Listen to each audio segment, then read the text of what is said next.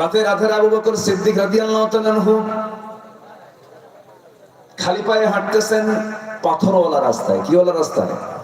পাথরওয়ালা রাস্তায়। পাথরওয়ালা রাস্তায় খালি পায়ে হাঁটা খুব রিস্কি, ঝুঁকিপূর্ণ। চোখা চোখা পাথরও থাকতে পারে, পা ফেটে যাবে। সাইয়েদনা ওমর ফারুক দেখে বলছেন, আমিরুল মুমিনিন, এটা কেমন কথা? এত রিস্ক নিচ্ছেন কেন? খালি পায়ে হাঁটেন কেন? পা তো ফেটে যাবে, রক্ত বের হয়ে আহত হয়ে পড়বেন।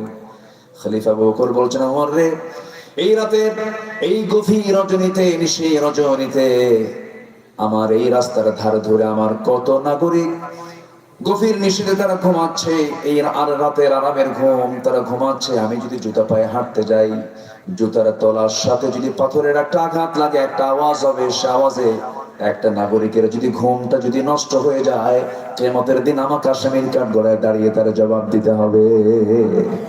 এই জন্য খালি পায়ে হাঁটি।